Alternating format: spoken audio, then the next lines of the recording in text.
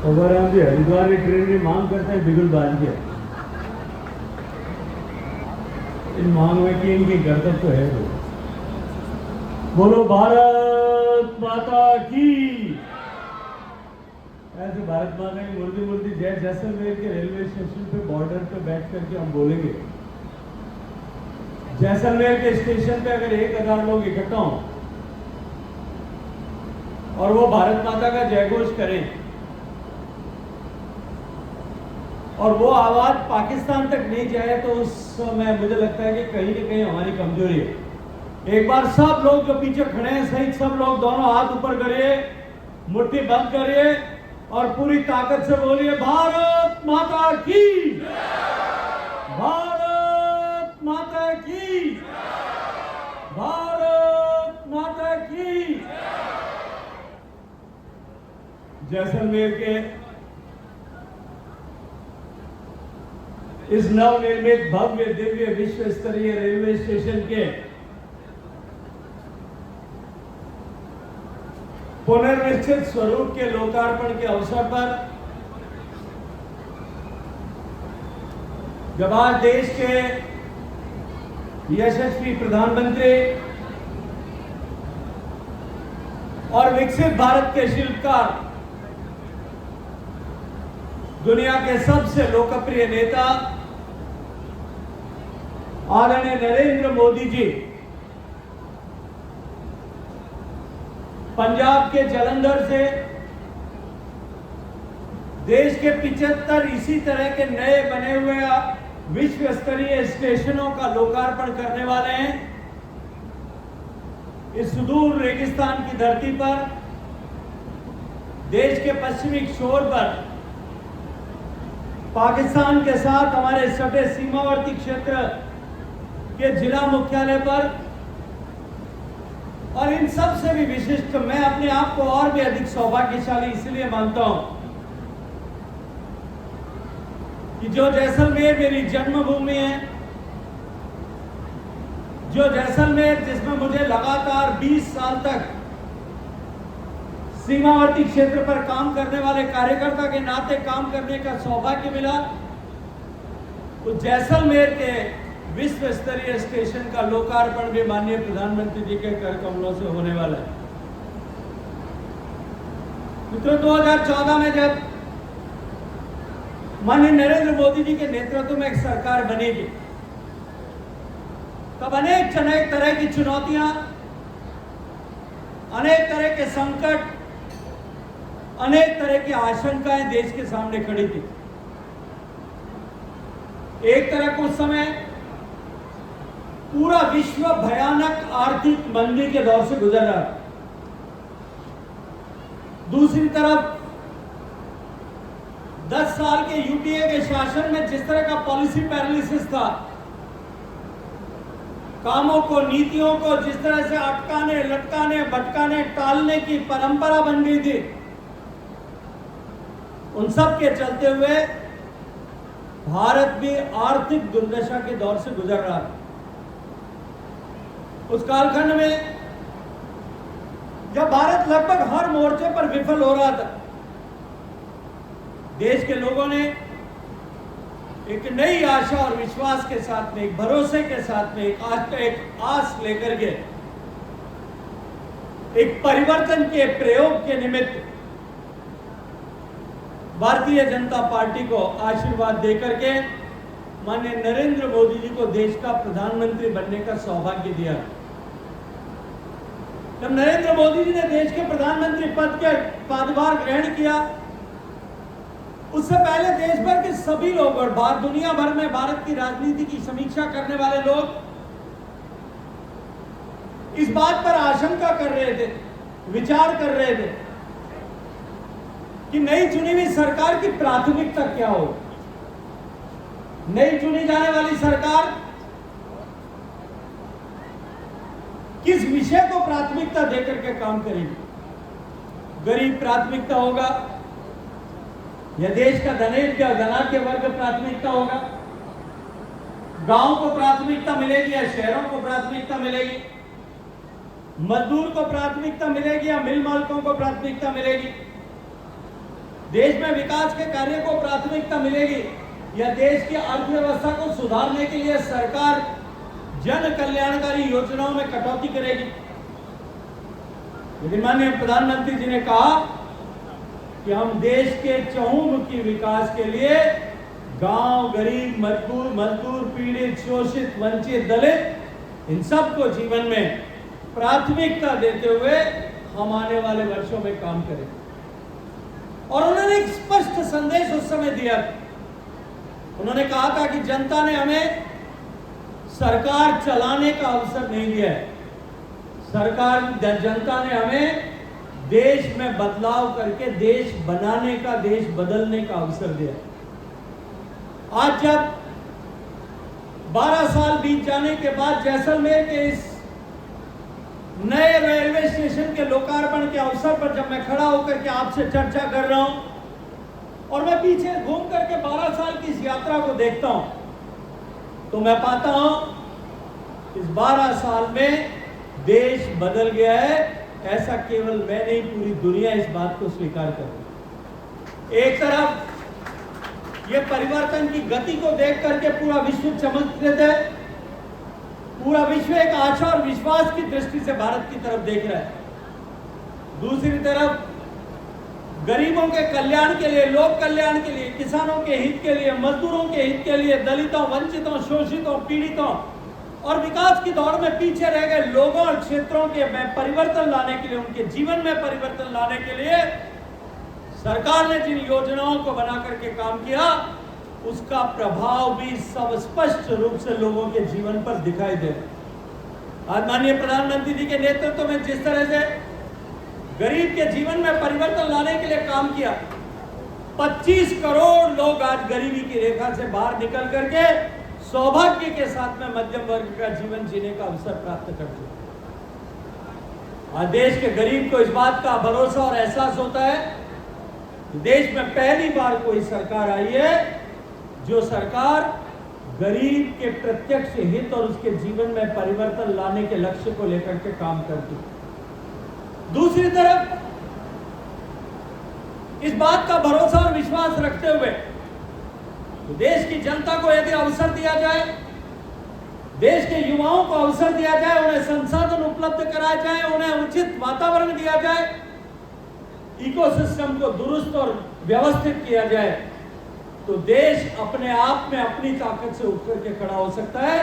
माननीय प्रधानमंत्री जी के नेतृत्व में जिस तरह के निर्णय हुए,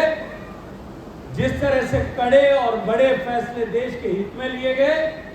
देश के हित से कहीं किसी तरह का दुनिया के किसी प्लेटफॉर्म पर समझौता न करेंगे, ये जब निर्णय लेकर के काम किया गया, आज उसका परिणाम हम सब देख रहे हैं कि भारत की अर्थव्यवस्था विश्व की चौथी बड़ी अर्थव्यवस्था होगी। जिस अर्थव्यवस्था को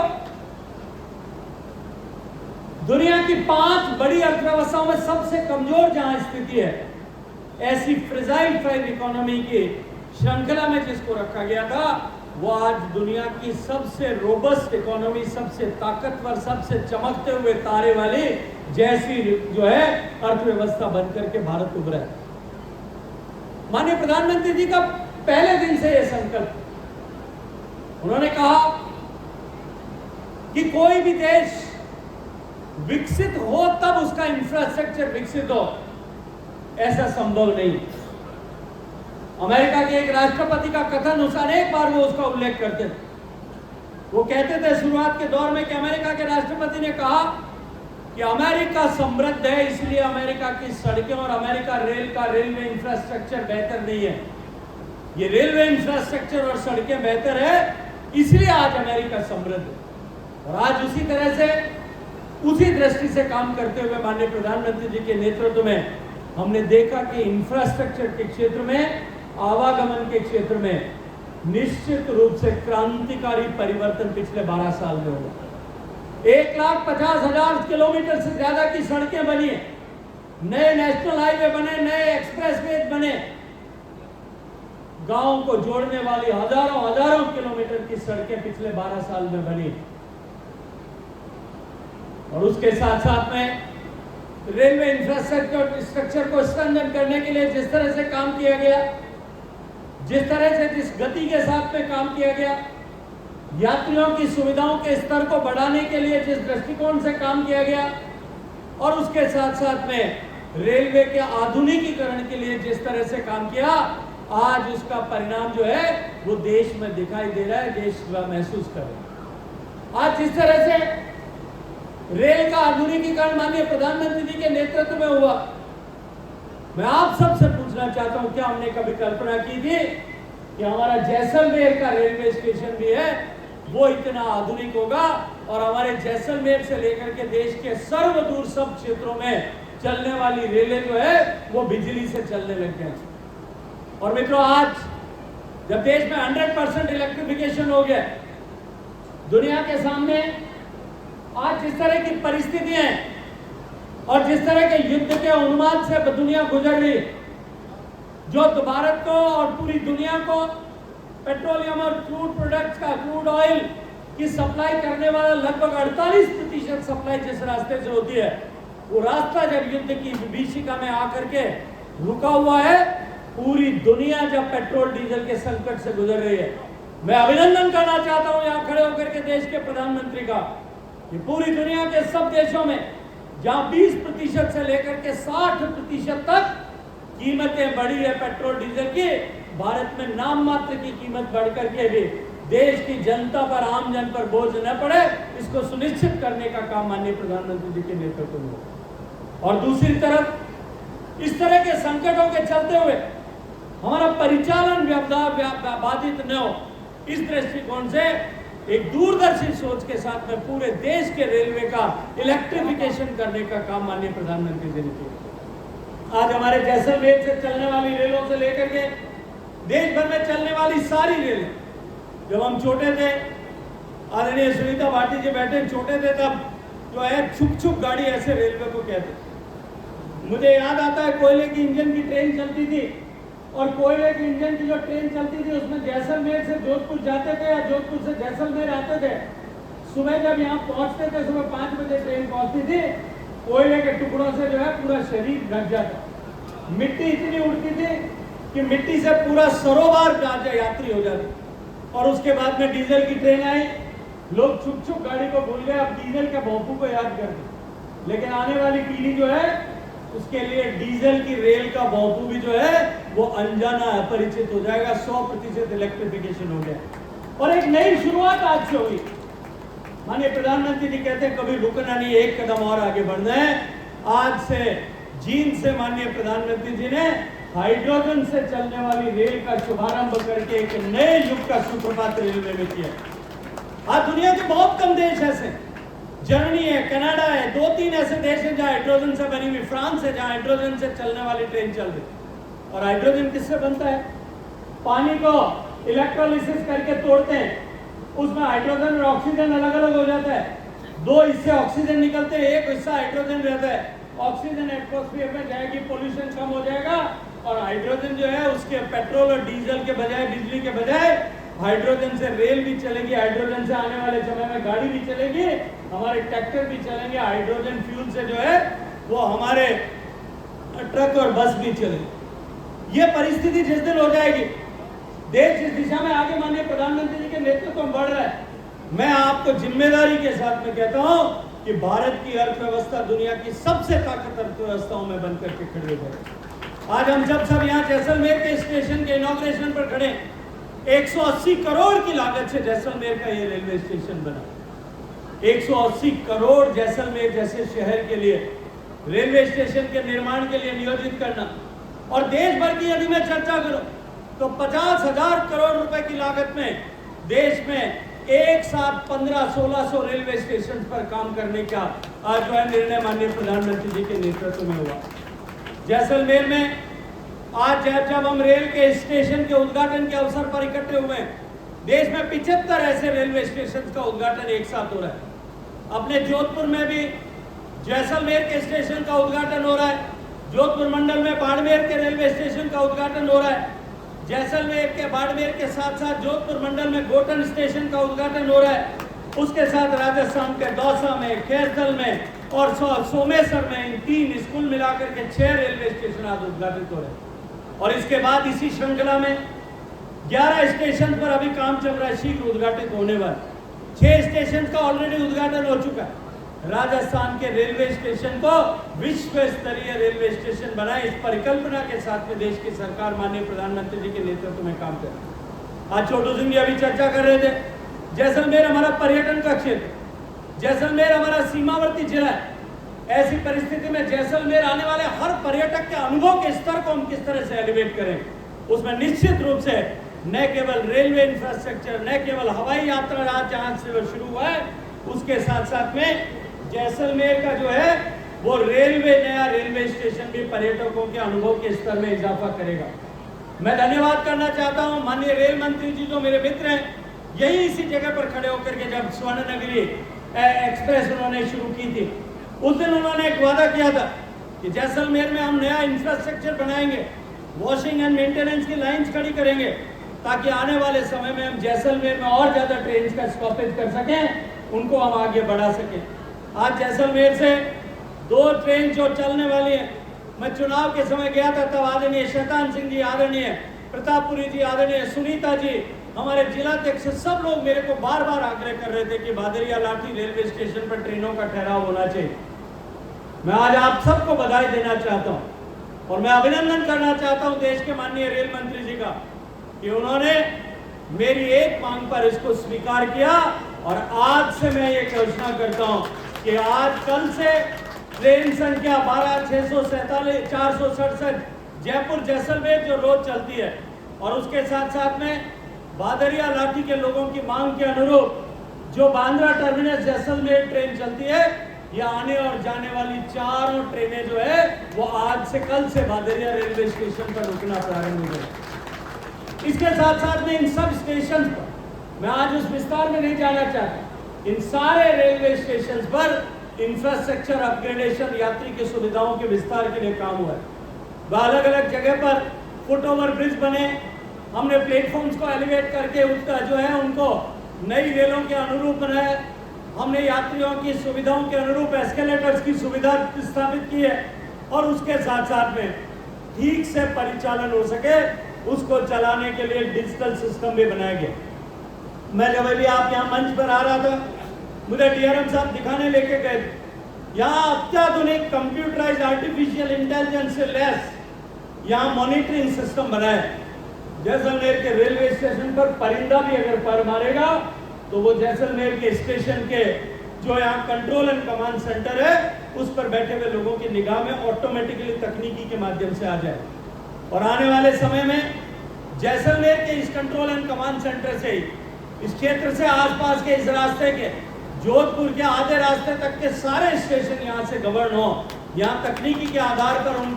उनकी देखरेख की जा सके। इसको आज यहाँ से जो है प्रारंभ करने पर हमने स्वीकृति प्रदान कर दी। मित्रों, आज माननीय प्रधानमंत्री जी कुछ समय में हम सब के बीच में आने वाले हैं। मैं उनका समय, क्योंकि 3:50 तक वो आने वाले हैं, मैं उससे पहले अपनी बात समाप्त करते हुए अभी आदरणीय पापाराम जी ने एक विषय सामने रखा था, आदरणीय प्रतापपुरी जी, आदरणीय छोटू सिंह जी, दोनों ने भी इसका आग्रह किया था, और वो ये था कि हम हरिद्वार जाने की सुविधा जब जैसलमेर के लोगों को, फलौदी के लोगों को, और उसके बाद में बीकानेर तक के मार्ग के लोगों को मिल सके, इसके लिए बीकानेर से हरिद्वार जाने वाली ट्रेन के साथ में जैसलमेर बीकानेर ट्रेन के मिलान का, समय का मिलान हो सके,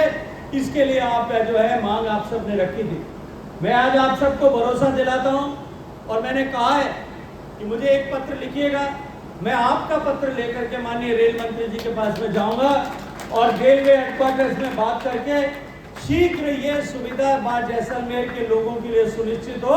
इसके लिए संपूर्ण प्रयास करूंगा। मैं आज आप सबको भरोसा और विश्वास दिलाना चाहता हूं। मित्रों, आज का दिन हम सब के लिए सौभाग्य का दिन है, जब जैसलमेर में ऐसे भव्य दिव्य रेलवे स्टेशन का ऐसे विशाल गरिमामयी कार्यक्रम में माननीय प्रधानमंत्री जी के कर कमलों से उद्घाटन होने वाला है। मैं आप सबको बधाई देते हुए जैसलमेर के लोगों को बधाई देना चाहता हूँ। आपके लिए जो ट्रेनों की सुविधा, जो आपने मांग पिछले बार की थी, जब मैं पहली बार आया आपने कहा जैसलमेर से दिल्ली के लिए ट्रेन होनी चाहिए। मैं धन्यवाद करता हूँ माननीय रेल मंत्री जी का, उन्होंने शीघ्र मेरे आग्रह पर निर्णय किया, जो कोचेज किसी दूसरी जगह की ट्रेन के संचालन के लिए बने थे, उन्होंने टूरिज्म की सीजन को देखते हुए उन्होंने तुरंत पहले जैसलमेर के लिए उसको आवंटित करके जैसलमेर दिल्ली की रेल प्रारंभ की। और उसके बाद में मैं जब दोबारा आया, और जैसलमेर वाला तो कहीं आंगली पकड़ता पकड़ता पुल तो पकड़ लिया, दोबारा आया तब इन्होंने कहा कि नहीं, अब आपको जो है बॉम्बे की ट्रेन शुरू करनी है। बॉम्बे की ट्रेन भी चालू हो गए